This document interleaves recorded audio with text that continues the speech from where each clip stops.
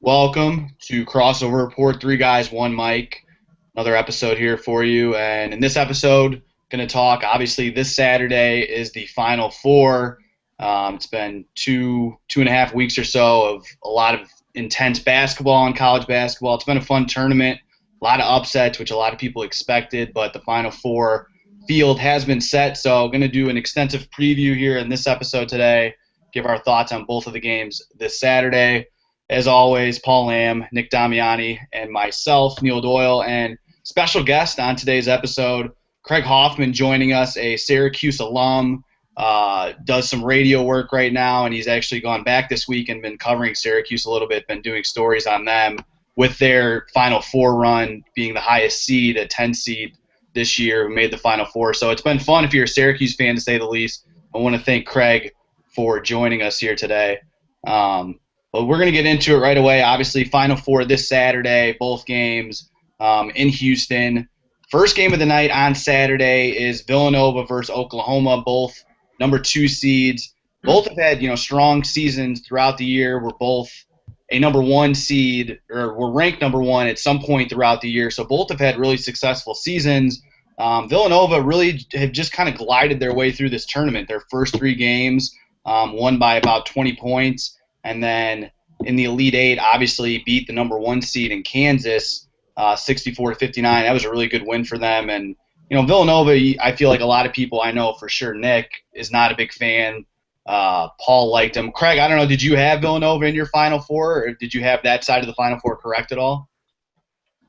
No, man, my bracket got murdered early thanks to Michigan State, but Villanova is a team that I thought they were pretty good. They're solid. There's a reason that they hovered in the top 5 all year, spent some time at number 1. Archie Diacono, I think, has been in college since 1982, and Oshefu since like 87.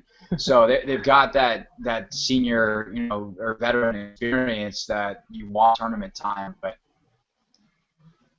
that's who I had. That was a really impressive performance, and it took, obviously 40 minutes of great execution. They're capable. And I know, Paulie, I think you had Villanova in the I Final did, Four. yeah.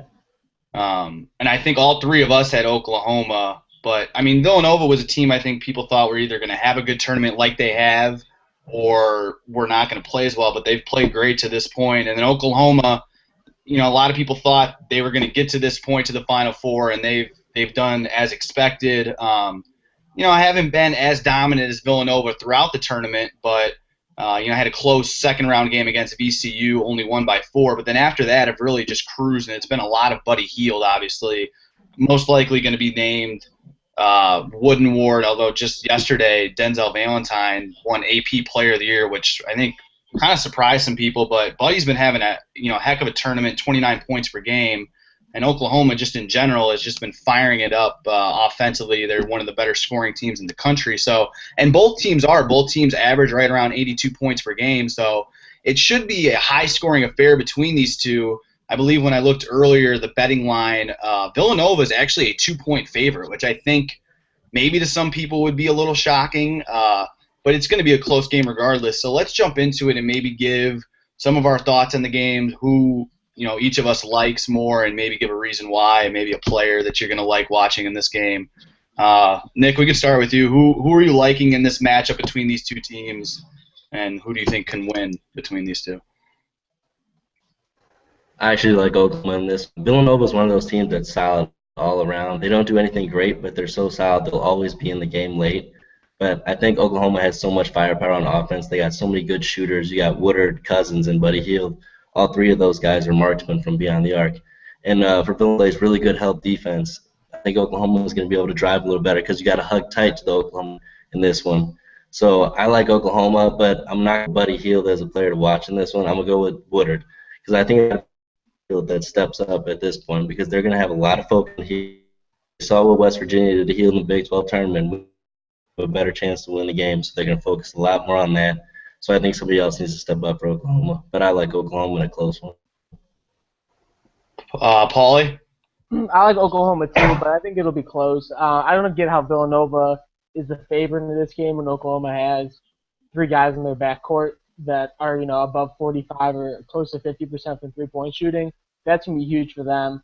But I think a key player to watch, and Neil, you had an article up on him on crossoverreport.com, is Jalen Brunson, somebody we got to watch in high school. He's a scorer. We talked about him in the offseason. He was big for that U19 Team USA. He can score the ball. And that backcourt for Villanova, I think they can match up somewhat well with Oklahoma. Obviously, they can't cover Buddy Hield, but Archie Diacono, Jalen Brunson, they got some good players in the backcourt and the front court. They'll keep it close.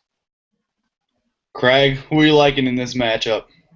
I'm going Oklahoma on the Golden State Warriors theory. They shoot more threes than everybody else, and they make a ton of them. And 3 is greater than 2. It's not like Villanova doesn't have guys to make them. It's just Oklahoma barrages you from point range. And so, they've got guys, Chris Jenkins, Josh Hart, who have length and can get out there and guard guys like Buddy Hield. But, you saw in the first matchup, it's a lot more Buddy Hield. It's Isaiah Cousins getting penetration, getting into the lane. Right. Spangler is really good down low, helps them get extra possession, offensive rebounds. So if you're going to get out and shoot out with Oklahoma, it's not really a situation you want to be in, and that's how Villanova plays. I think it kind of plays into what Oklahoma wants to do. It's not going to surprise me if this game goes really anyway, blowout either way, close game either way, but I would pick Oklahoma.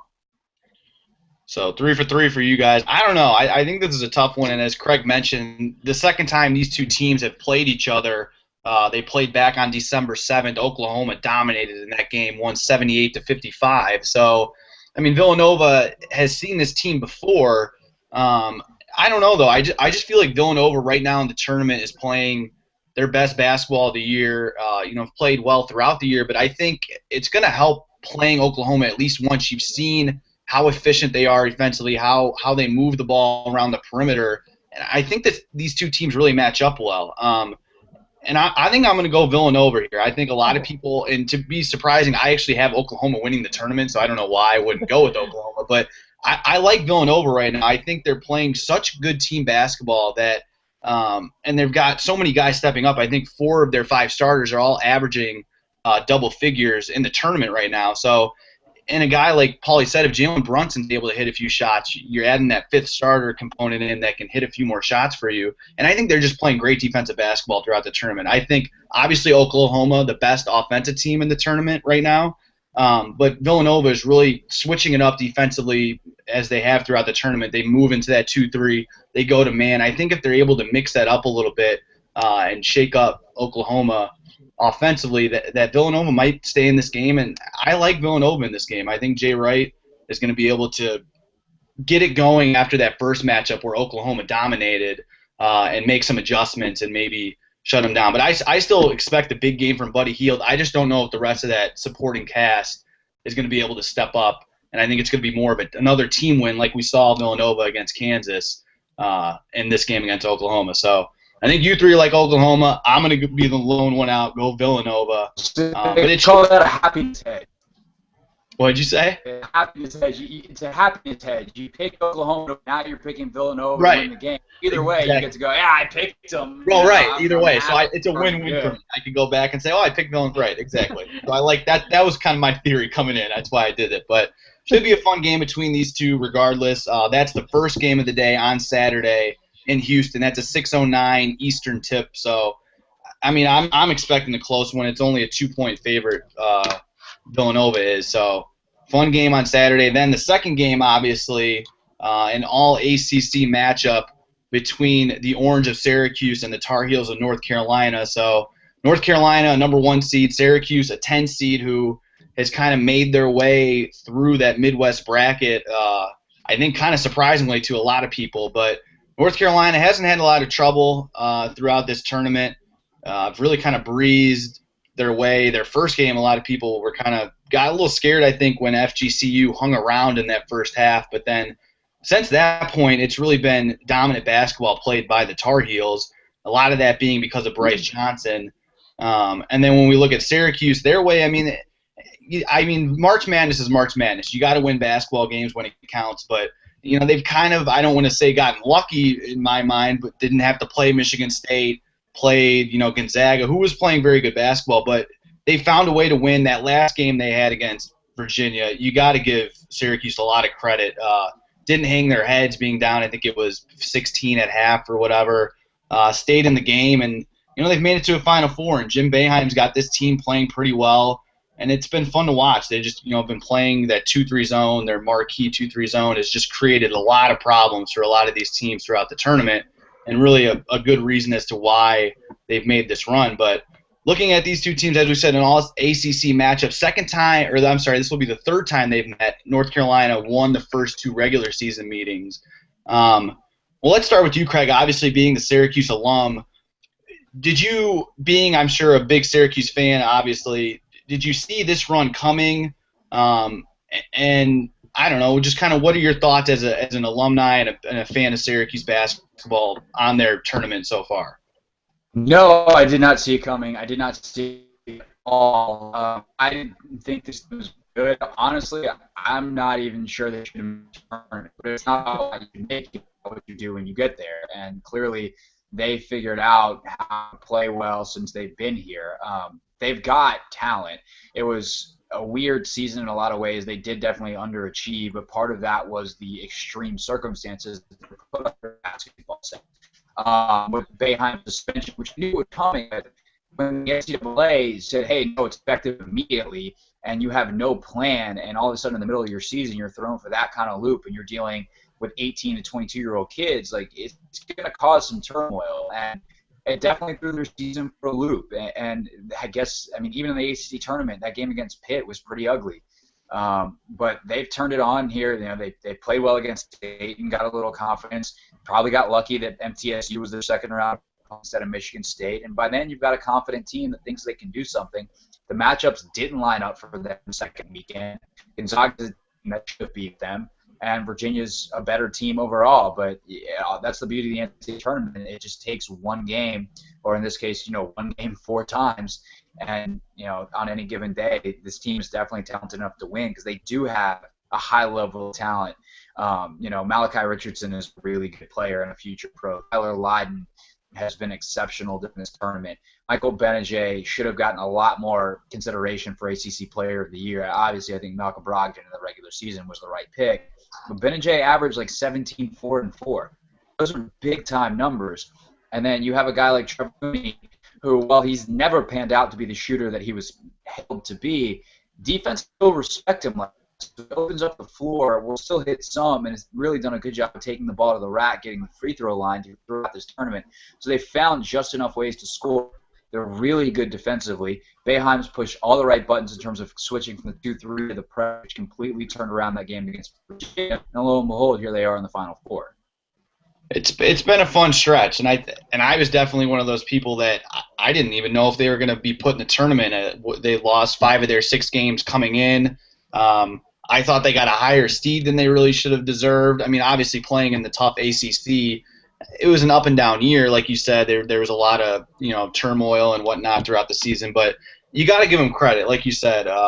They won those 2 early games, gained a lot of confidence, and they've just found ways to grit it out their last 2 games against Virginia and Gonzaga, and that's all you got to do come March. So they're in the Final Four. A lot of people thinking this game is going to be all Tar Heels, but I think a lot of other people looking at it, though, how Syracuse has been playing, it could be a closer game than advertised. North Carolina, I think, right now is a 10-point favorite. But, playing a team twice, I think, is going to come, and especially in the same conference, comes in favor to Syracuse. But let's get into it. Paulie, we could start with you. What are your thoughts on this game? Is it going to be all Tar Heels, or is there going to be a way Syracuse is going to be able to keep, their magical run so far in this tournament going? Well, a thing that we've talked about is that zone defense, but especially their press. And Boeheim said after last game that they can use that for like 2 or 3 minutes max in a stretch, and that can really change the game. That completely, not only did it get them back in the game against Virginia, it completely threw Virginia out of sorts. But that being said, against a Tar Heel team that's played them twice, that's so deep, I don't know if they can do that same thing against them. I don't know if they can shut down Bryce Johnson like they kind of handled Malcolm Brogdon towards the end of the game. I think it's going to be all Tar Heels. I think North Carolina will win by 20 or 25. Not to, talk bad about Syracuse in front of our Syracuse guests, but I don't know. Maybe I just don't know enough about Syracuse to know why they would keep it close. But I think, especially if Marcus Page is shooting how he's been shooting, I don't know. I don't know how anybody in the country beats them. Nick, what are your thoughts? Yeah, I'm gonna go North Carolina, mainly because I think Bryce Johnson's very active. You got to be active as a big man. He's gonna find the holes. He's gonna find the holes, and he's gonna be looking for open shooters. And like you said, North Carolina wasn't shooting the ball very good this year, but they're getting better as it's gone along, and I think they're coming in a little hot. So if Morgan Page can have a day, then I like North Carolina a lot. I like North Carolina by at least 10. Honestly, I just Craig, the Syracuse alum, the Syracuse fan, or I feel like you have to go with Syracuse. I mean, you can't go against them, can you?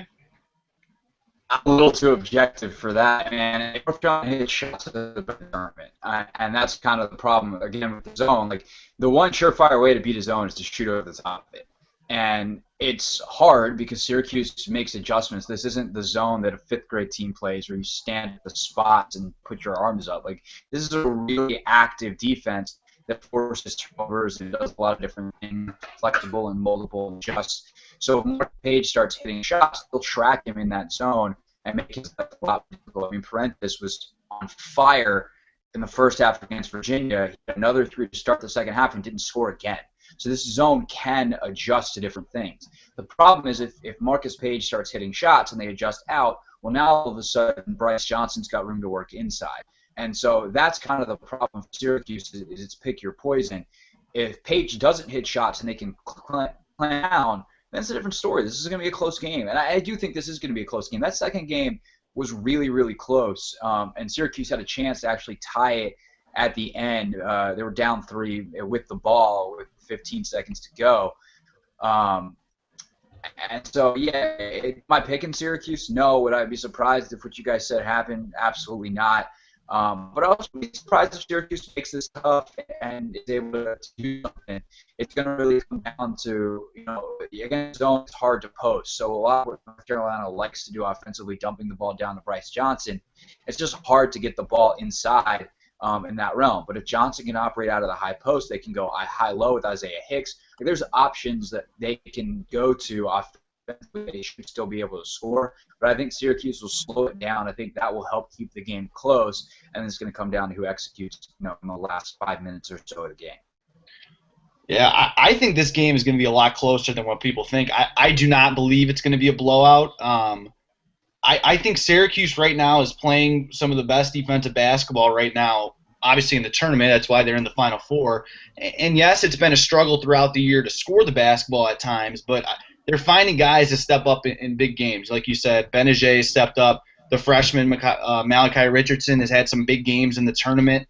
They're going to need, I think, those two guys to have a big game. And then I think a guy inside that, like you said, Craig, that, okay, if Marcus Page, he's been shooting well this tournament. If he hits a few shots from the outside, then they start going inside to Bryce Johnson. I think a guy like Tyler Roberson is going to be able to handle Johnson enough to where if they're able to limit Page and some of those other perimeter guys like Joel Berry, Justin Jackson sometimes plays out there on the perimeter. If they're able to limit those perimeter guys enough, I would take Bryce Johnson inside one-on-one than letting some of those perimeter guys shoot. And hopefully maybe Roberson's able to corral him enough inside. Johnson's been having a great tournament, but I think this game is going to be closer. I just think it comes down to, can Marcus Page and a guy like Barry hit shots from the perimeter? They've been doing it all tournament long. I think they hit enough to where North Carolina just sneaks it out. But I think this game could be a lot closer. And if the Tar Heels can't hit shots from the perimeter, this game could easily go in Syracuse's hands in my mind. But they've just been shooting so well throughout the tournament. I think they shoot well enough to win the game. I think it's going to be closer than what you two believe as a 20-point blowout. I don't see it being a blowout. It's at 30, but it's all right. Whatever, 30. Well, I think Jackson's a guy that can be a real problem because he's 6'10", and can shoot over the top of the zone. Those are the kind of guys. That's why I was terrified of Gonzaga. If Wilcher gets out there and Sabonis gets out there, and those are the kinds of guys that, those guards out top can't really do much with because they're just that much taller. So a guy like Jackson could be a huge X factor for Carolina if he gets out there and starts knocking down a couple of shots. There's not really a whole lot you can do about it. Yeah, I mean, it's going to be a fun game, and like we said, it's an ACC battle. Third time they will play this year. North Carolina won the first 2 meetings. But that second game, Syracuse played them close. So I would expect a close game. A lot of people, I think, are on that spectrum of either it's going to be all Tar Heels and a blowout or a closer game. But I think the Tar Heels have just been playing such good basketball. They have so many weapons. It's going to be hard for Syracuse to stick around if they're not able to hit some shots. But both games should be fun. That second game, the Tar Heels and Syracuse, tips off at 7:49 Eastern Time. You know, it's a game of storied coaches. Boeheim, I believe, is his fifth Final Four, Craig, if I'm correct. Yeah. Fifth Final Four. This is Williams, I think, eighth or ninth it is. I know it's his fourth with Carolina, I believe. So it's a game with storied coaches, storied programs, and both games should be fun. And then the championship games on Monday, and it's been a fun tournament to say the least. I think like Craig said, his bracket's busted. Our brackets have been way done. Granted, I do have Oklahoma as my champ still, so I think I'm at the top of the crossover report bracket challenge. But I think it's whatever. You're ahead. Are you leading it, or is our other? I believe our good friend Lauren, our friend Lauren, is leading the tournament right now, but she has her champion out, and Paulie's still got North Carolina alive, so he could possibly win the crossover report challenge. But it will be fun to see. I think that's going to do it for us on this episode here today. But, yeah, it should be fun games this Saturday heading in, and then Monday's the championship. I think we'll have another preview for you on Sunday, depending on who wins. And I don't know, maybe we'll have to bring Craig back on if the Syracuse Orange upset the Tar Heels, maybe to talk before their championship game, depending on who they play, if they win. But I'm a Syracuse. I'm like I mean, I feel like it's good luck, and I can't mess with the. You have to do it again. I think we'll have to do another video Sunday sometime to talk their Final Four. But I think that's going to do it for us. We want to really appreciate. Thank you so much, Craig Hoffman, joining us here, Syracuse alum, radio personality, getting some beautiful Syracuse insight for us here today. We really appreciate you coming on. And then, as always, Crossover Report. You can follow us on Twitter at Crossover Report. Like us on Facebook. Subscribe to us right here on YouTube, and visit us crossoverreport.com. Craig, we want to really appreciate your time coming on. Where can we follow you on Twitter? At Craig Hoffman, I believe. Is that what it is? Yeah. Yep, and then if you want to read the piece I did this week, it's kind of a cool long-form piece on the Carmelo Anthony Center, which is the training facility in Syracuse that got built in 2009, and kind of the real impact that it's had on their program. The most successful 6-year run of Boeheim's tenure is the last 6 years. So that's at orangefizz.net if people want to check that out. I've been reading some of that. It is cool stuff, so I definitely encourage you to go check that out. That's going to do it for us. As always, Paul Lamb, Nick Damiani, our guest, Craig Hoffman. I'm Neil Doyle. Thanks for watching, and we'll see you next time.